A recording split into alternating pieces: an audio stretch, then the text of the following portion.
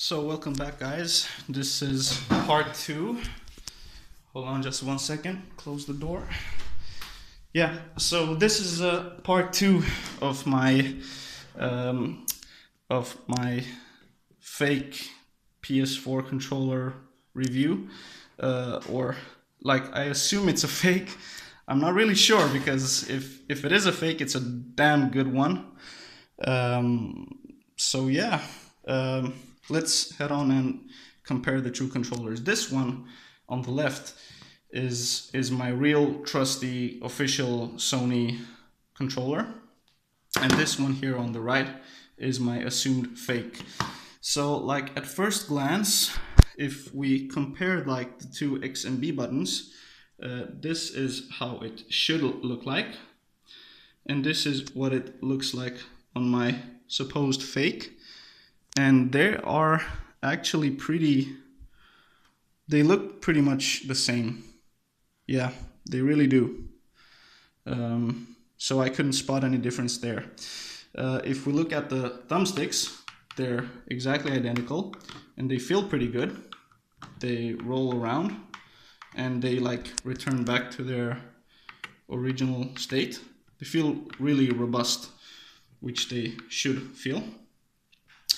If we check the connections, let's see, there and there, the connections look pretty much alike as well. And the text is slightly more, yeah, I think we spotted it, folks. If it isn't like another version of the PS4 controller, the text here is completely another font. It's like slimmer than the text here, if you can see. Yeah, so this one more looks like some sort of like a different type of print. Sorry for my hand shaking. Yeah, so I think we've found the first big difference here of why it would be a fake and not. Then we see like this protective sheet of plastic. Yeah, it feels like really, yeah, it doesn't feel good at all. It feels like it's yeah, really cheap, like, and it's really hard to peel off. Like usually when I peel off of my original controller, it went off like without too much effort, and here I actually have to put down some effort to peel it off. So it feels like this could be a problem here. If we check the sound holes there, this is what they look like on the assumed fake, and this is what they look like on the original one. And I can't really say there's much of a difference. Like if I inspect it with my own eyes, feels like there should be something metallic there, and here there's also something metallic inside, so looks pretty all right. The top side of the controller looks like this, and the top side of this one looks, is it a bit different perhaps? Feels a bit like it. And also the weight, I'm having a hard time feeling if the weight is off. It feels like maybe the original is a bit heavier, but it's pretty hard to examine by hand. They also say that you're supposed to shake your controllers and hear if there's something wrong with it, if you can hear something inside like rattling around. I can't hear anything here, and neither in my original, of course. So if we try to inspect the buttons, what they feel like on both controllers, yeah, it's identical. They feel exactly the same. Yeah, and let's try the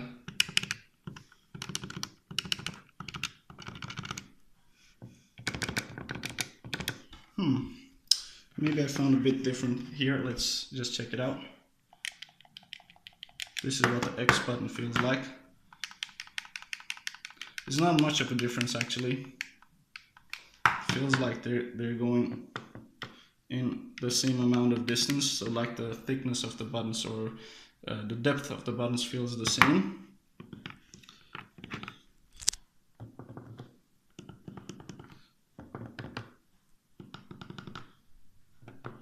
So the touchpad feels a bit different when I press it. Yeah, that's where they fucked it up.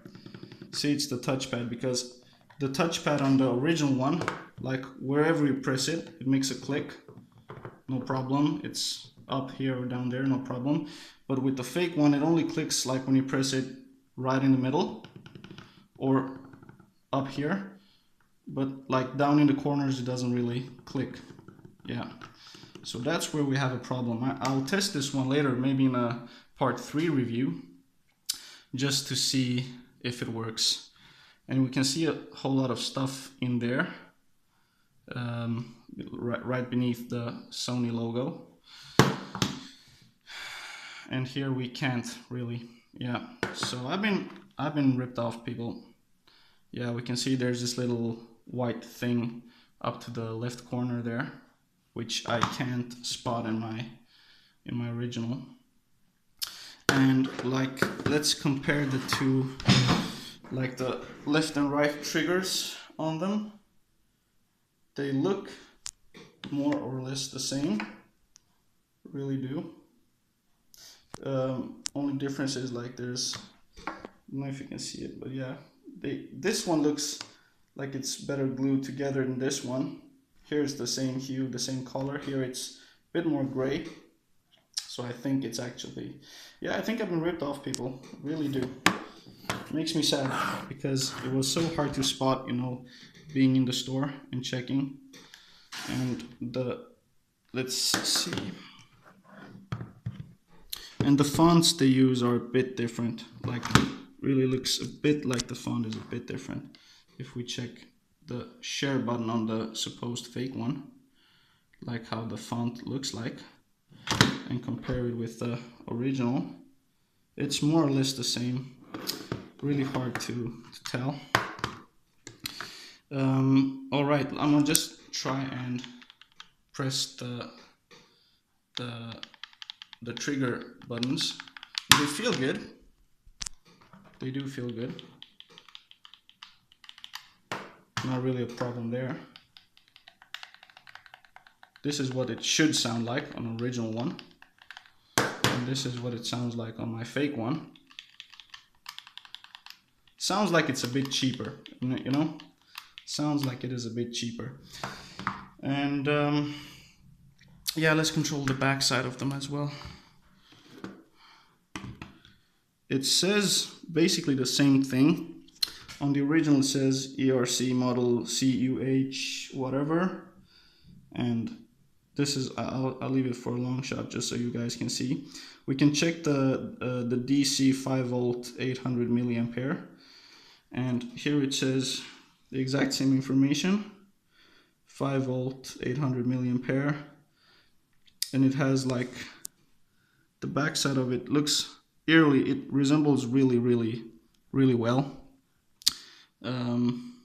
Like if we check where the screws go in, and that has a little hole there, the original has that little hole as well. So I'm guessing I'll have to try to compare them, you know, playing the PS4. And it also says on the box, to connect the controller, use a micro USB cable, and it says not included on the box, right? But we remember from opening the box that I got this cable with it. So why should the box say one thing and then the truth be another, right? So I think I really suspect now that this is a fake, and let's just hope it actually works. And if it's a good one, maybe, what the heck, maybe they deserve selling it at like lower prices. So I'll try this one right now on my PlayStation 4 and see how it works. So stay tuned for part 3, guys. Thank you.